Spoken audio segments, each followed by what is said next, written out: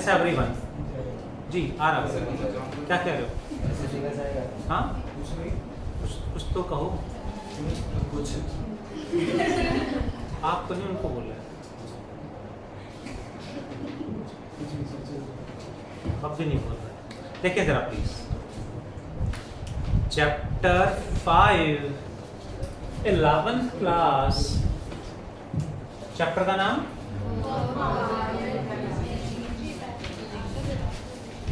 पूरा गाना बना दिया आप सबने, तो इतना बड़ा नाम तो नहीं है। चैप्टर 5 11th क्लास, चैप्टर का नाम WPAC, work, power, energy and collision.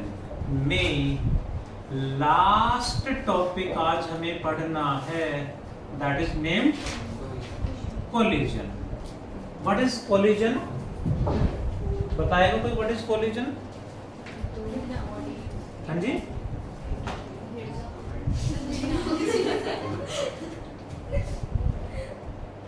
टक्कर। हाँ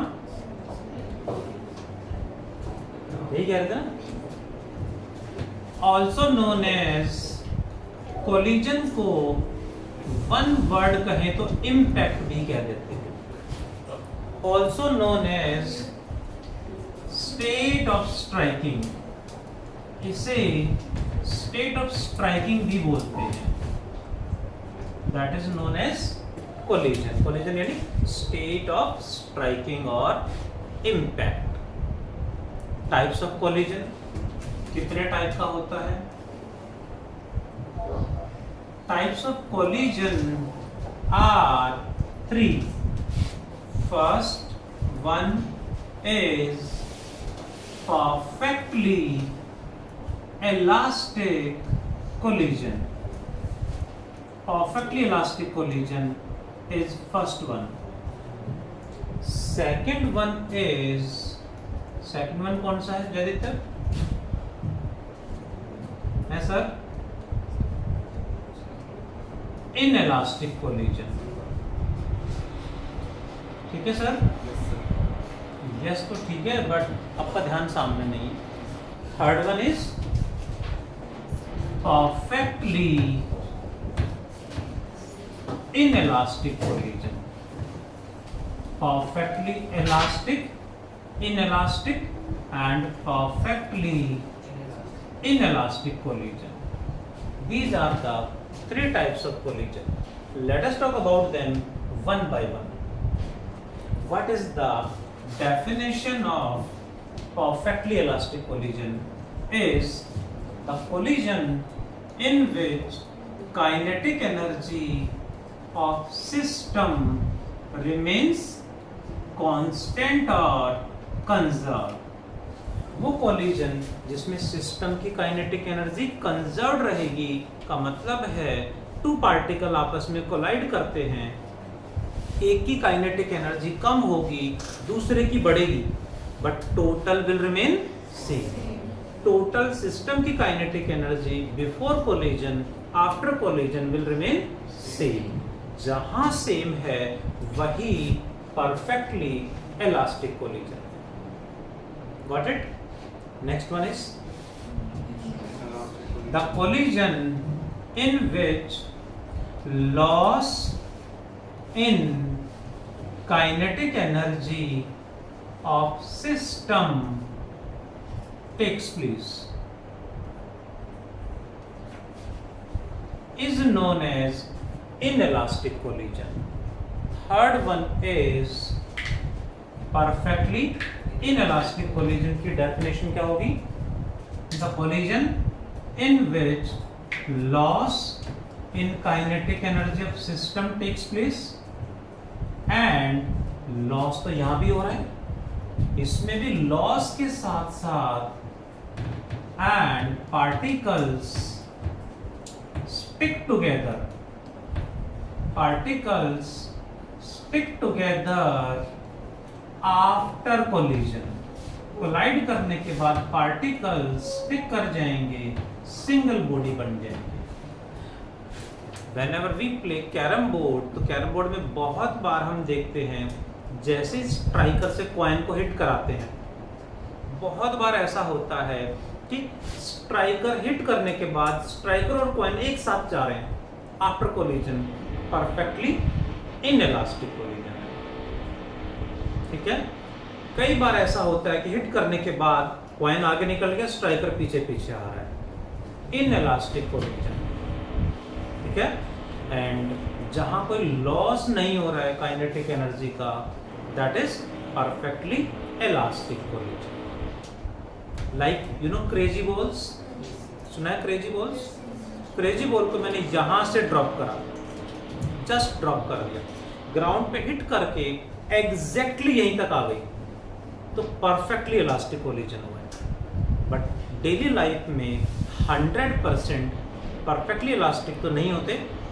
क्रेजी बॉल भी यहाँ से ड्रॉप कर, जस्ट ऐसे फेंक नहीं रहे हैं, ड्रॉप कर रहे हैं, बस ड्रॉप करा तो हिट करके काफ़ी ऊपर तक आ जाती है, एग्जैक्टली यहाँ तक नहीं पहुँच पाती। यदि एग्जैक्टली यहीं तक पहुँच जाएगी तो परफेक्टली इलास्टिक कोलिजन हो जाएगी। ठीक है, सो परफेक्टली इलास्टिक मटेरियल से परफेक्टली इलास्टिक कोलिजन जनरली नहीं होते। Mostly collisions are inelastic, mostly inelastic हैं। परफेक्टली इलास्टिक एंड इनइलास्टिक के लिए स्पेशल कंडीशन आ जाती है। अनदर वन, ये है डेफिनेशन, तीनों की डेफिनेशन भी है और तीनों की एक प्रॉपर्टी, एक पॉइंट भी हो गया to solve numericals. Second one is momentum of system remains constant और conserved in all collisions. Momentum of the system तो सब में ही कंजर्व्ड रहेगा, यहां भी कंजर्व्ड होगा, एंड परफेक्टली इनइलास्टिक में भी momentum of the system remains conserved. या फिर से ध्यान देंगे, whenever two particles collide, एक का मोमेंटम कम होगा, दूसरे का मोमेंटम बढ़ जाएगा, बट सिस्टम का momentum must be same before collision, after collision. System का मोमेंटम चेंज नहीं होगा, that is known as what? Perfectly all collisions, सब में ही मोमेंटम तो कंजर्व्ड है। नेक्स्ट वन इज, एक टर्म यूज करेंगे, ई से रिप्रेजेंट करेंगे। क्या होता है अभी एक्सप्लेन करूंगा। E is 1 for perfectly elastic, E is less than 1 greater than 0 for inelastic, and it is equals to 0 for perfectly elastic या इनइलास्टिक, परफेक्टली इनइलास्टिक में है ये। अब यहां ये है क्या? ई क्या होता है? It is known as coefficient of restitution. Coefficient of restitution का मतलब है बाउंस बैक। कोलाइड करने के बाद कोई भी बॉडी कितना कम या कितना ज्यादा बाउंस बैक करेगी, that is coefficient of restitution. कितना होगा जी? इसका फॉर्मूला क्या होगा जी? देखें जरा, a body of mass m1 moving with u1, another of mass m2 moving with u1, u2. When they will collide, if u1 equal to u2 or less than u2, equal होंगे तो collide करेंगे। Collide करने के लिए कौन सी velocity ज्यादा होनी चाहिए? ऑब्वियसली u1 या u2। कैसे? उसकी वेलोसिटी ज्यादा होगी तभी तो कोलाइड करेंगे। गेटिंग? यानी if u1 greater than u2 they will collide. Collide कर गए जी, अब कोलिजन के जहां मान लेते आके दोनों बॉडी कोलाइड कर गई, after collision let m1 going with v1 and m2 going with v2। अब क्लियरली सेकेंड बॉडी m2 आगे निकल गई। पहले तो वेलोसिटी कम थी बट आगे इससे आगे निकल गई है, का मतलब अब इसकी वेलोसिटी ज्यादा हो गई है। Got it? तो आफ्टर कोलिजन कौन ज्यादा होगा? If v2 greater than v1 they got separated, दोनों अलग अलग हो जाएंगे, सेपरेटली मूव करेंगे।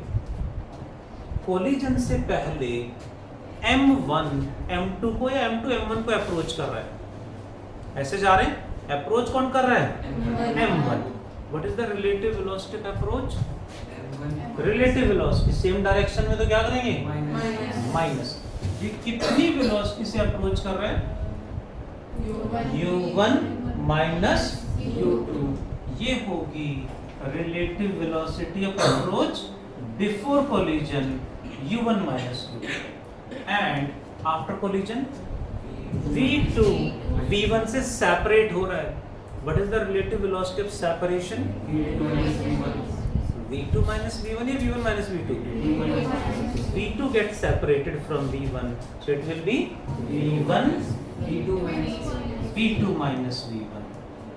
This ratio is known as coefficient of restitution। v2 minus v1 को क्या लिखेंगे? Relative velocity of separation। and u1 minus u2 relative velocity of approach, relative velocity of approach। ये है definition and formula for coefficient of restitution यानी bounce back in collision। perfectly elastic 1, inelastic 0 and 1, and perfectly inelastic में 0 हो जाएगा। got it ji? Do fast everyone।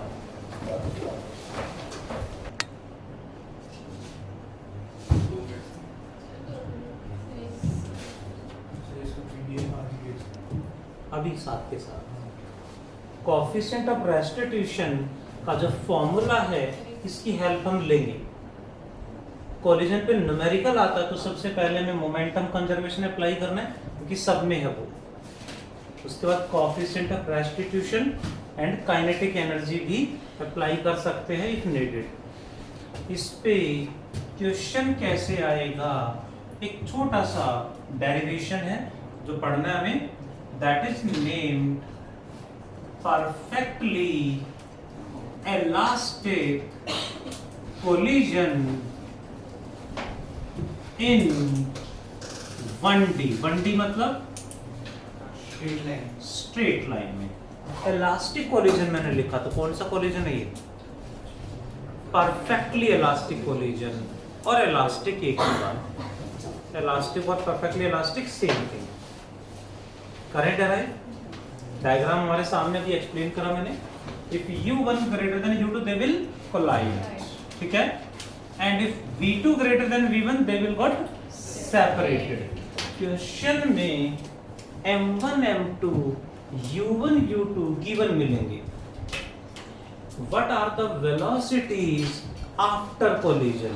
Collision के बाद velocity क्या जोड़ की हमने? v1 v2 हमें बतानी है। करें डराइव, करें कैलकुलेट। सबसे पहले अप्लाई करेंगे LOCOP. Applying LOCOP. Avni ma'am what is LOCOP? Law of conservation of momentum यानी initial momentum equal to initial momentum कितना होगा Vanshika? m1 u1 plus m2 u2 आ जाएगा after collision. m1 v1 plus m2 v2 एक equation आ गई हमारे पास। Second we apply coefficient of restitution का formula Richa v2 minus v1 upon u1 minus u2 and equals to what? For perfectly elastic collision. जी perfectly elastic collision के लिए की वैल्यू क्या है? 0 या 1? 1. So equals to 1. यहाँ से क्रॉस मल्टीप्लाई कर दें तो v2 minus v1 is equal to Hanshika. ये रख ले, इसको उधर लेके जाएंगे तो 1 के साथ प्लस में आएगा माइनस में, क्या लिख दूं? u1 माइनस u2 और 1 कहाँ गया? मल्टीप्लाई हो गया वो तो श्योर मल्टीप्लाई जाएगा। अब मुझे v1 एंड v2 दो वेरिएबल है निकालने हैं, दो इक्वेशन है 1 and 2। तो what we do from second equation v2 की वैल्यू यहां पुट कर देंगे, v2 is u1 minus u2 plus v1 putting in equation first. Equation first में पुट कर देंगे जी,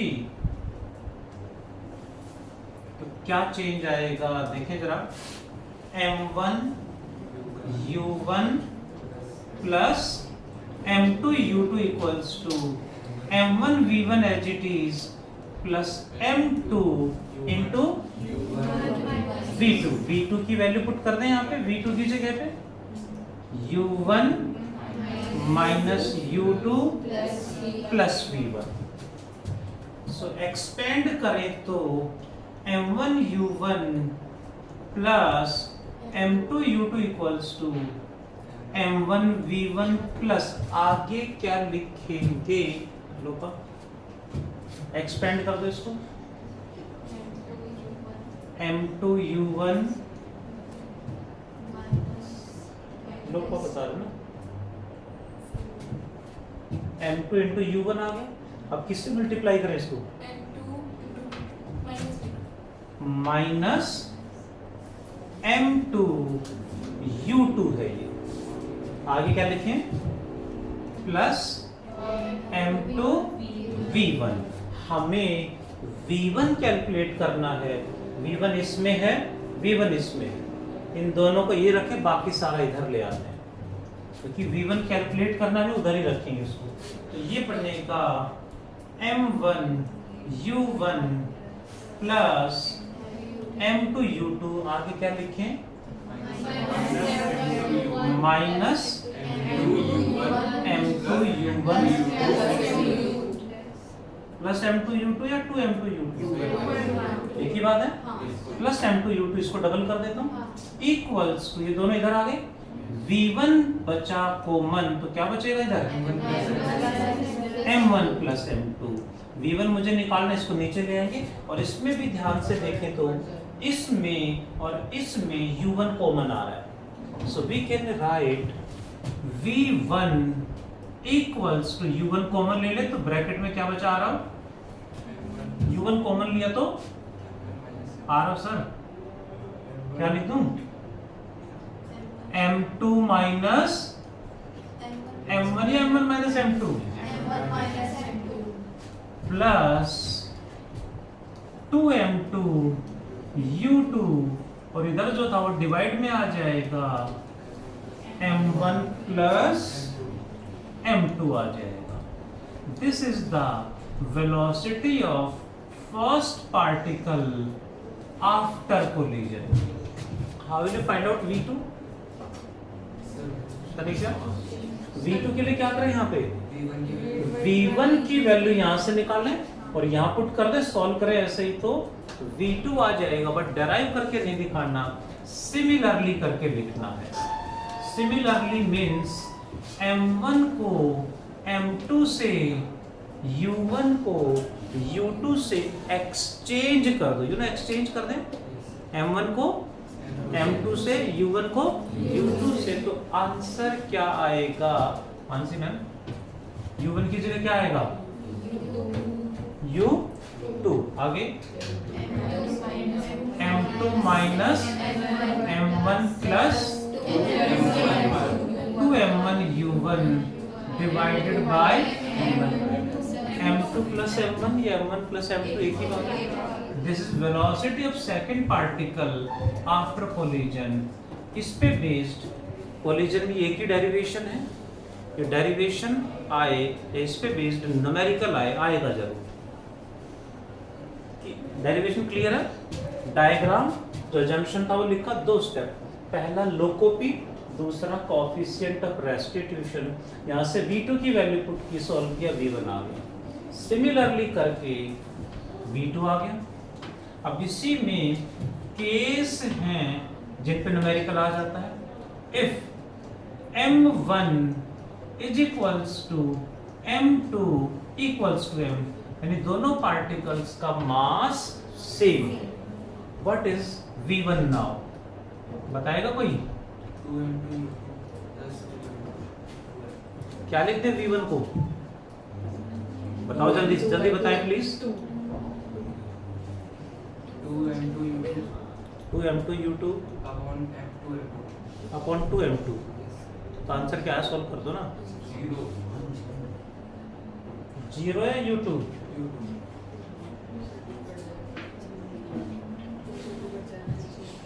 m से m तो कट गया ना, m से m तो कैंसिल हो गया, ये तो 0 ही हो गया।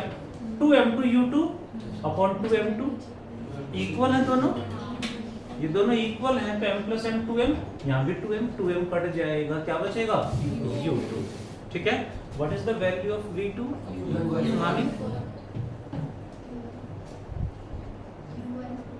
u1 है u2 या 0?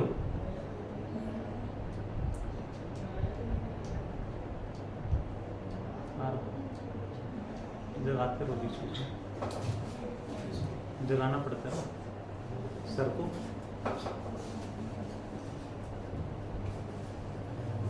V2 इक्वल टू क्या आएगा? u1। इसका मतलब ध्यान से देखें तो इसकी वेलोसिटी है 2, ये 2 मीटर पर, सॉरी देखें जरा, ये 4 मीटर पर सेकंड के साथ जा रहा है, ये 2 मीटर पर सेकंड के साथ जा रहा है। मास इक्वल यदि है, इलास्टिक कोलिजन है, तो इसकी वेलोसिटी इसके पास चली गई कितने? 2, और इसकी वेलोसिटी इसके पास चली गई 4, यानी that means we can say particles exchange their velocities. Particles अपनी वेलोसिटी एक्सचेंज कर लेंगे जी, पार्टिकल्स एक्सचेंज देयर वेलोसिटीज। और एक्सचेंज देयर वेलोसिटी में सिर्फ मैग्नीट्यूड नहीं, डायरेक्शन भी एक्सचेंज होगी। ठीक है, एग्जैक्टली डायरेक्शन एंड मैग्नीट्यूड दोनों एक्सचेंज हो जाएंगे। फर्स्ट की वेलोसिटी सेकंड के पास चली जाएगी, सेकंड की वेलोसिटी फर्स्ट के पास आ जाएगी। Got it? One more case देखें जरा, कौन बताएगा? इफ m1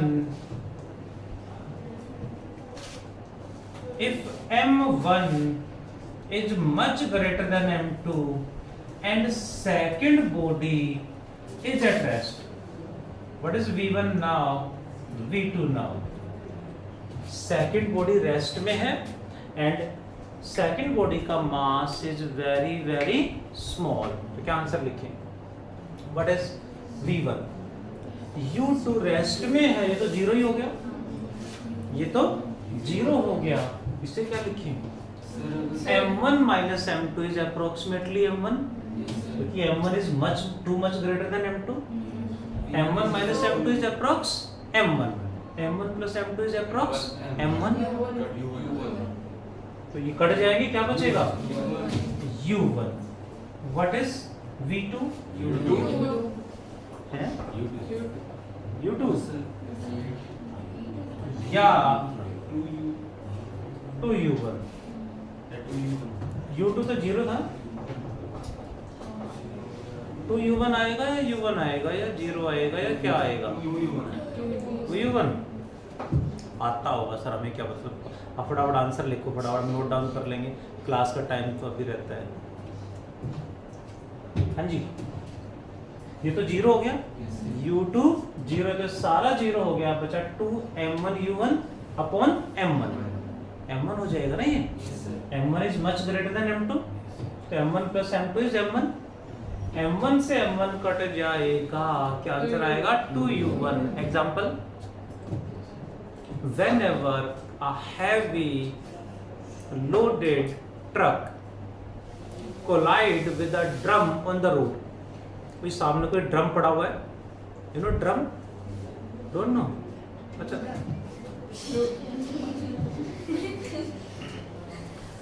जैसे ही कोई लोडेड ट्रक हाई स्पीड में हिट करता है तो हम देखते हैं ट्रक ऑलमोस्ट ऐसी स्पीड से चल रहा है, बट जो सामने ड्रम रखा हुआ था तो एकदम से जंप करके उससे आगे जंप कर जाता है, दैट मीन्स उससे अप्रोक्सीमेटली डबल स्पीड से भागता है। मूवी में तो देखा ही होगा, रियल लाइफ में तो कर नहीं देखा होगा और देखना भी नहीं चाहिए है, बट मूवी वगैरह में देखने को मिलता है जैसे हिट करते हैं तो ट्रक या जो व्हीकल वो सेम स्पीड से, लगभग सेम स्पीड से चल रहा है, बट सामने जो ऑब्जेक्ट था वो एकदम से जंप करके आगे जाता है, यानी स्पीड अप्रोक्सीमेटली डबल होती है। अप्रोक्स आंसर है ये। इसी में कह दें थर्ड केस उल्टा कर दें इसको, third case is if m1 is much less than m2 and जादित्य जी केमिस्ट्री की बात बाद में कर लें, हाँ चलेगा। m1 is much less than m2, m1 बहुत कम है, m2 बहुत ज्यादा है अब, and u2 is at rest, ये जीरो ही है, तो क्या चेंज आएगा, u2 जीरो है तो जीरो ही हो गया, ये क्या बचेगा m1 minus m2 is approximately minus m2, approximately minus m2, और m1 plus m2 is approx m2, m1 plus m2 is approx m2 and m1 minus m2 is approx minus m2, m2 कटेगा, क्या आएगा minus u1 आएगा, और ये approx answer होते हैं। Minus u1 means से अप्रोक्सीमेटली सेम स्पीड से बाउंस बैक करेगा। What is v2? v2 निकालेंगे तो ये तो जीरो है, u2 जीरो है, सो जीरो। यहां देखेंगे तो ये आएगा अप्रोक्स m2 है ना, और m1 minus m2 is very small approaches to zero, so क्या बनेगा v2 ऑलमोस्ट जीरो है तो जीरो ही रहेगा।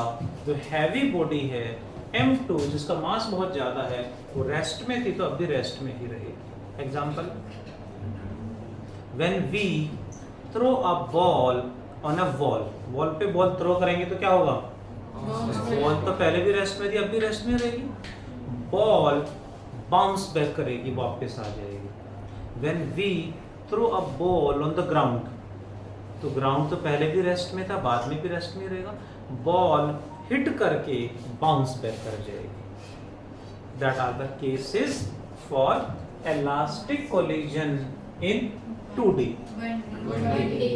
1D मतलब straight line. Do fast everyone, फिर न्यूमेरिकल्स करें।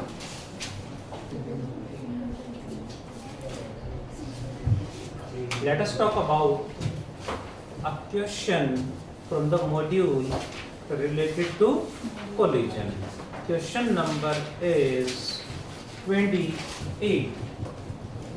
देखें जरा everyone, क्वेश्चन नंबर 28 में इस तरह से है, there is a semi-circular track, एक बॉल यहाँ पे है, another ball B यहाँ पे है, बॉटम पे है, इसका क्वाड्रेंट है, सेमी सर्कुलर नहीं क्वाड्रेंट, इसका रेडियस इज कितना 10 सेंटीमीटर रेडियस है, तो ये भी 10 सेंटीमीटर होगा, ये भी r ही होगा। दिस इज, यहां से इसको जैसे ही ड्रॉप करेंगे रिलीज करेंगे तो इसकी इनिशियल वेलोसिटी 0, ये बॉल यहां से फ्री फॉल करेगी और यहां आके मैं ढूंढते रह जाऊँ तब तो क्वेश्चन खत्म हो जाएगा, तो समझाया तो समझ में आया ही नहीं, फिर दोबारा पूछो, इसमें ढूंढने की जरूरत ही नहीं है। सारा क्वेश्चन मैं एक्सप्लेन कर रहा हूँ। ये बॉल यहाँ से फ्री फॉल करते करते यहाँ पहुंचेगी तो कुछ वेलोसिटी गेन कर चुकी होगी। इसकी वेलोसिटी जस्ट बिफोर कोलिजन कितनी होगी? u1। सेकेंड बॉल की वेलोसिटी जस्ट बिफोर कोलिजन कितनी होगी? 0। वो तो रेस्ट में है। दोनों का मास इक्वल है, they have equal mass and collision is elastic collision. Question में मास इक्वल गिवन है एंड इलास्टिक कोलिजन है गिवन है। क्वेश्चन में कहा कोलाइड करने के बाद फर्स्ट बॉल की वेलोसिटी क्या होगी, सेकंड बॉल की वेलोसिटी क्या होगी, with what velocity they will move after collision. क्या लिखते हैं? यही तो केस है, इलास्टिक कोलिजन है, मास इक्वल हो, इलास्टिक कोलिजन हो तो particles do what? Exchange their velocities. Means इसकी वेलोसिटी जितनी भी होगी इसके पास चली जाएगी और इसकी वेलोसिटी कितनी है? 0, वो इसके पास आ जाएगी। सो v2 तो 0 होगा, क्लियर है? क्या v1 0 होगा? v1 0 हो जाएगा। v2 यानी इसकी वेलोसिटी यहाँ कितनी होगी? यहाँ से फ्री फॉल कर रहा है तो यहाँ आने में कितनी वेलोसिटी गेन करेगा? उसके लिए क्या करेंगे? Using LOCOM for what? For ball A ball के लिए यहां से यहां लोकोमी लगाएंगे। ए बॉल के लिए यहां से यहां लोकोमी लगाएंगे। यहाँ काइनेटिक एनर्जी कितनी है? 0। Potential energy m1 g h कितना होगा? Height is equal to r radius. Height equal to, जब बॉल यहां पहुंचेगी तो यहां काइनेटिक एनर्जी क्या होगी ऋचा? हाफ m1 u1 का स्क्वायर। u1 आएगा, v1 नहीं, u1 का स्क्वायर प्लस पोटेंशियल एनर्जी 0 हो जाएगी क्योंकि यहाँ पे तो हाइट 0 हो गई। m1 से m1 कट गया, व्हाट इज u1 का स्क्वायर? 2g r, स्क्वायर हटाएंगे तो अंडर रूट 2gr आएगा। मींस फर्स्ट बॉल की वेलोसिटी आ गई अंडर रूट 2, g की वैल्यू 9.8 एंड रेडियस 10 सेंटीमीटर है। मीटर में कन्वर्ट करेंगे तो 0.1 मीटर हो जाएगा। करते सॉल्व। पॉइंट हटाएंगे तो नीचे 10, सेम ये हटाएंगे तो ये भी 10, कंप्लीट रूट में है 98 2 जा 196 का अंडर रूट 14 बाय 100 का रूट 10, यानी 1.4 मीटर पर सेकेंड और 140 सेंटीमीटर पर सेकेंड। आफ्टर कोलिजन क्या होगा? आफ्टर इलास्टिक कोलिजन हो रहा है, so after collision particles exchange their velocities. So v1 is equal to u2 is equal to and v2 क्या होगा? u1 यानी 1.4 मीटर पर सेकेंड और 140 सेंटीमीटर पर second. Hope you got it. Note down fast this question and do attempt everyone. Question number 27. से note down करें and then do 27 question. Do fast everyone. Question number 27 को attempt करना है and 28 note down करना है। HW mark कर दूं। 26 से लेके 33 तक, 26 to 33 न्यूमेरिकल्स।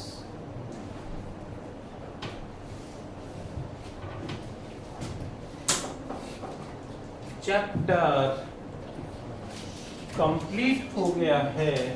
साथ में ऐड कर देते हैं ऑल कॉन्सेप्चुअल क्वेश्चंस रिटर्न में होने चाहिए आंसर्स, क्वेश्चन नहीं, आंसर रिटर्न में पहले दिए थे बट जो पार्ट था पूरा नहीं दिया था ना, कुछ रह गए थे टॉपिक, अब सारे हो जाने चाहिए। Let us pack up the class, thank you, bye, take care, and वो डिसाइड करके अपना मैम को कंफर्म कर दें या टीचर को कंफर्म कर दें।